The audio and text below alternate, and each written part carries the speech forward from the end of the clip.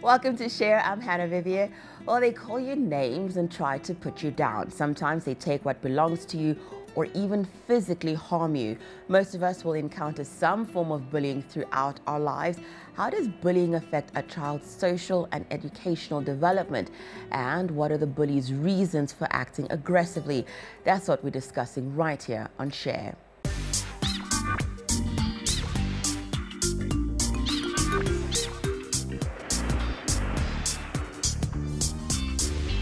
Repetitive bullying can put a person in a state of constant fear, whether the bullying is emotional or physical.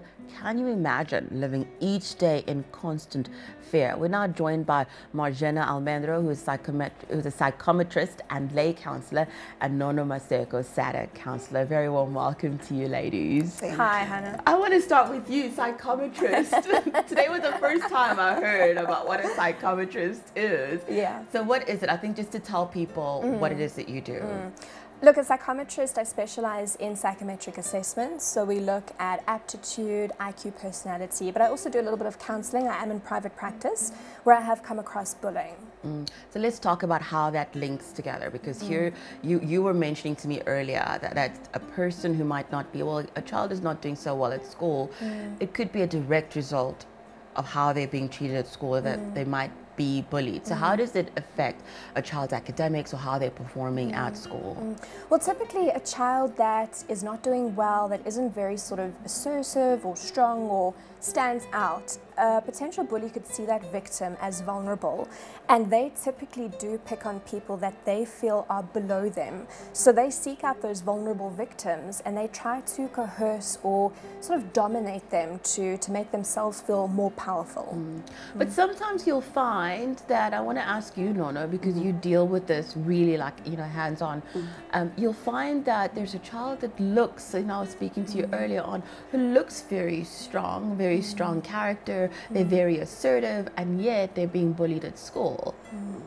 The problem with a bully is they know which signs to look at their prey, we can say. When they can do it today and you surface, then tomorrow it continues. They don't care whether you are strong. And normally a bully thinks that when they bully you, they have their territory.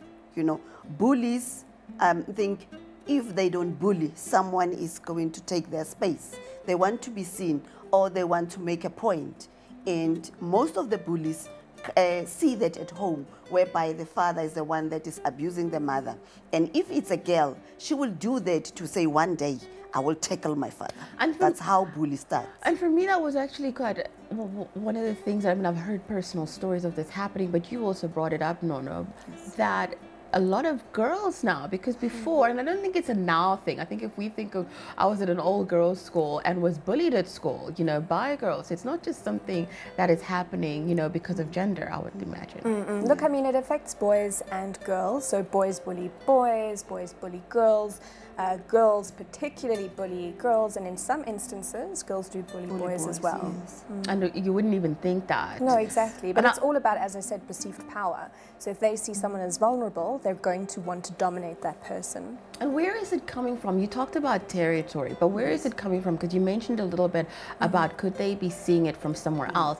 But where is the main source of the bullying, the person that is bullying? Where does that come from? It normally starts at home, whereby your father will beat your mother. Maybe you are at 4 years old, and you hear your mom crying, and you say, if I was a boy or if I was older, I will help my mom. So you carry that anger with you. So as you grow on, sometimes bullying starts even at preschool. So because you see this fighting at preschool, you want to act out, and that's where you start practicing and you gain your power. Once you gain your power, when you go to grade 1, you already have that. And the teachers will also say, but you are naughty or you are bothering other kids, and kids will run away from you when you come. So you carry that with grades, and the older you get, the more power you gain, you know, and you told yourself that I am now unstoppable.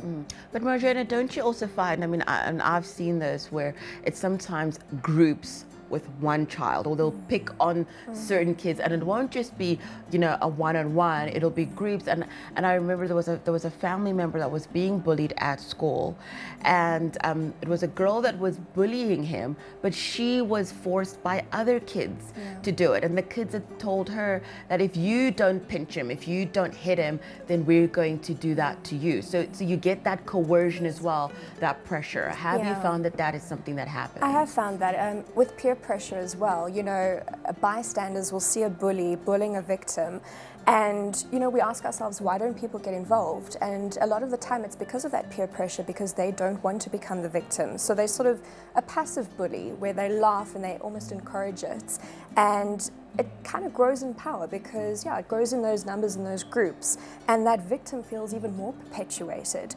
But what I wanted to add on to what Nono said is, you know, where does bullying come from? Where does it start from? And what's so sad is the abused becomes the abuser. So a lot of the time, not all the time, but a lot of the time, bullies are actually someone that have been bullied in the past, whether it be by their own parents, whether it be by other peers.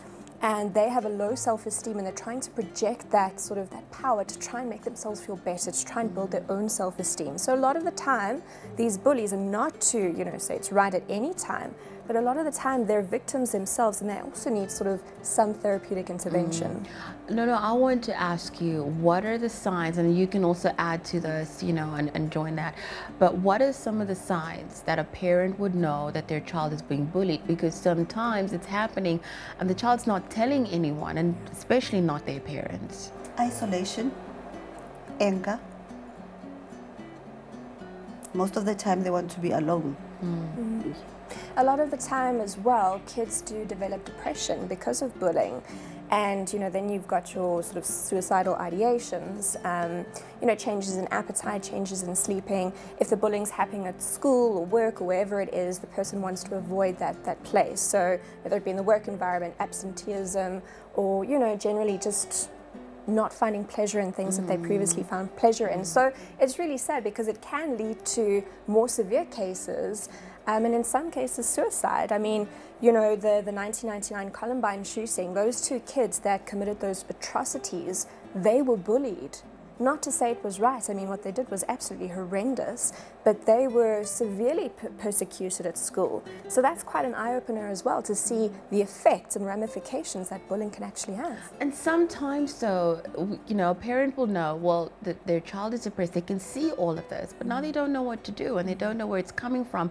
And what I see, especially with my friends with smaller kids or even with teenage kids, is they just shut up and they don't say anything of what's going on. You could ask them and ask them, and it's almost like they're terrified to say it. So what do you do as a parent if you see that happening? Or as a teacher, you see a child that used to do well and now they've withdrawn and you can see the difference. What do you do? You call the parents and make the parents aware of the problem. And otherwise, you call SADC. We are doing talks at schools. I'm based in Diepsloot. We like doing school talks. We do suicide, we do bullying, we do substance abuse in all the high schools in Diepsloot.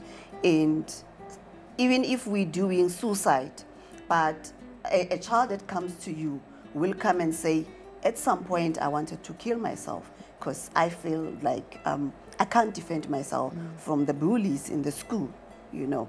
But I did report it, and the teacher did something about it. They even called the police. The police did come and talk with us. But it feels sad because the one that was bullying me has stopped, but I could see someone else now bullying other children. So that put me in a position whereby I live in fear myself because I have been there. It's kind of transferred, yeah. I think what people can do as well is education is key. You know, we need to be aware of what is happening in our schools. A lot of the time we want to turn a blind eye, but also talking to the victim, just letting them know that it's not their fault, that there is nothing wrong with them. That also empowers them.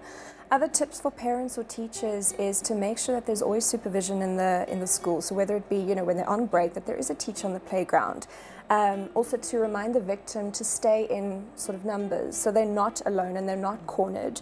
And to speak up if they are being bullied, to approach their teacher, to approach their guidance counselor, and to approach their parent, someone in a position of authority. And don't ignore it, address the issue.